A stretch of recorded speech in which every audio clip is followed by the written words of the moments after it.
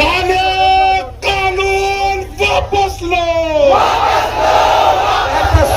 काले कानून वापस लो। लेफ्ट साइड बराए करम पुलिस प्रशासन को सपोर्ट करें, ये हमारी मदद के लिए। बहुत अहम शख्सियत माननीय राजेश टोपे साहब, जो माजी स्वास्थ्य मंत्री।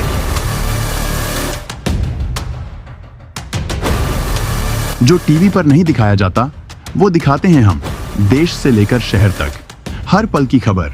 शहर का सबसे तेज न्यूज नेटवर्क औरंगाबाद तक। शहर की अपडेट्स के लिए सब्सक्राइब कीजिए औरंगाबाद तक।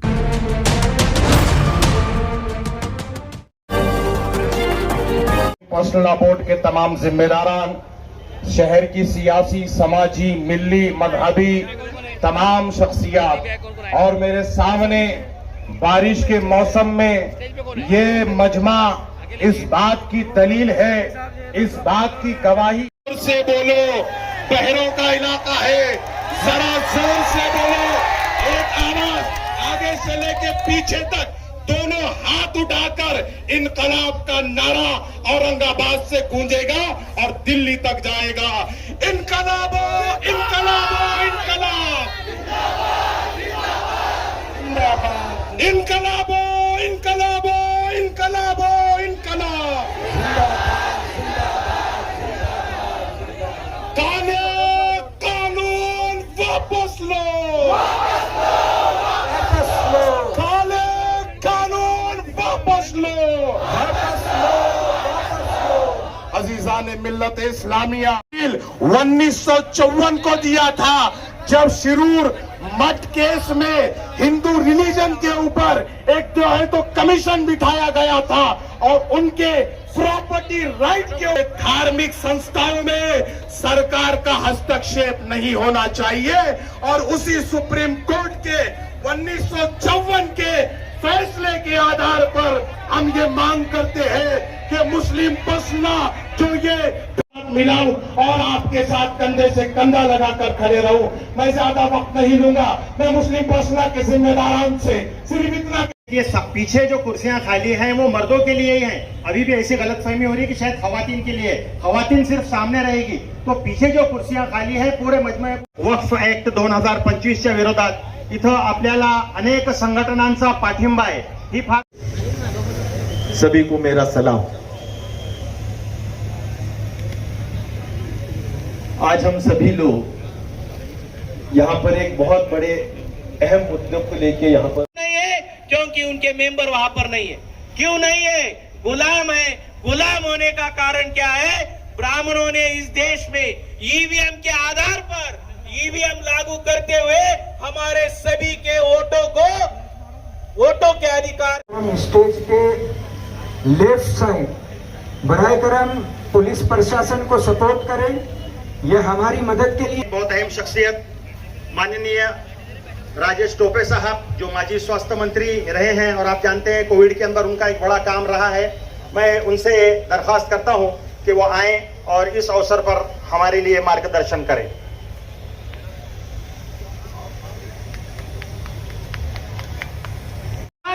उनके पुरखों के आधार पर शूद्र है। ये मोहन भागवत और ब्राह्मण धर्म के लोग मुसलमानों को भी SC ST OBC को भी शूद्र मानते हैं, और शूद्र के आधार पर मनुस्मृति ये कहती है शूद्रों को संपत्ति का अधिकार नहीं है। शूद्रों भारत में 20% मुसलमानों का वोट है। जज्बों को जलाने निकले हैं, सुन्नत को मिटाने निकले हैं। नारे तकबीर, नारे तकबीर। All India Muslim personal law board, अकाबिर बोर्ड, आगे बढ़ो। अब इसके बाद किताब का इजरा होने जा रहा है। इनकलाबो इनकलाबो इनकलाबो इनकलाब।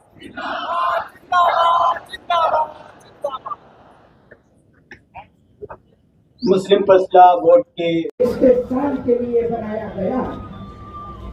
शायर कहता है, जलाला किशोर घर को सिहात पैदा करो, अजल भी कांप उठे, वो शबाब पैदा कर। तू इनकलाब की आमद का इंतजार मत कर, जो हो सके तो खुद इनकलाब पैदा कर। खुदा के बंदो, आज जरूरत है इस बात की कि हम जवान सिर्फ इतना कहे, आओ हमारे साथ चलो, हम वक्त बचाने निकले हैं, हम मुल्क बचाने निकले हैं, संविधान बचा। आज जिस तरीके से वक्फ बोर्ड को लेकर औरंगाबाद में एक बड़ा यहाँ पर आबखास मैदान में जल्लोष सर का यहाँ पर लोग नजर आ रहे हैं, आपकी पार्टी की तरफ से भी जो है इसका विरोध जम के हो रहा है, आप क्या किस नज़र से इसको देखते हैं? और जैसे आपके भी भाषण में देखिए मुझे ये लगता है कि औकाफ का जो बिल अमेंडमेंट का जो लाया है वो अल्पसंख्यक भाइयों के ऊपर निश्चित तौर पर एक अन्यायकारक काम है। ये मुझे ऐसा लगता है कि इसमें जो तब्दीली लाई है वो बहुत सभी लोगों को विश्वास में लेते हुए नहीं लाई है जी। ख़ास तौर पर मैं ये कहूँगा कि इसमें जो पहली तब्दीली है कि भाई कलेक्टर के हाथ में ये सब सौंपना, तो इससे सरकारीकरण बहुत बढ़ जाएगा। दूसरा ये जो लाया है कि भाई गैर मुस्लिम लोग इसमें लेना, मुझे लगता है ये पर्सनल लॉ है और वक्त ये हमारे जो इस्लाम के माध्यम से करीबन हुजूर साहब के बाद ये अबू बकर जी जो पहले ये खलीफा रह चुके हैं, उनके वक्त से ये चले आ रहा है। तो अभी उसमें दखल अंदाजी दे के उसमें गैर मुस्लिम भी लेना, मुझे लगता है ये कुछ धार्मिक भावनाओं को ठेस पहुँचाने से तरीका है। तो इसलिए इसमें मुस्लिम लॉ को या जो भी कॉन्स्टिट्यूशन का जो धार्मिक और जो स्वायत्तता का जो अधिकार रहता है, article 14, article 15, article 16, article 29, article 30, इसका भी उल्लंघन होने वाला है। तो इसीलिए ये जो भी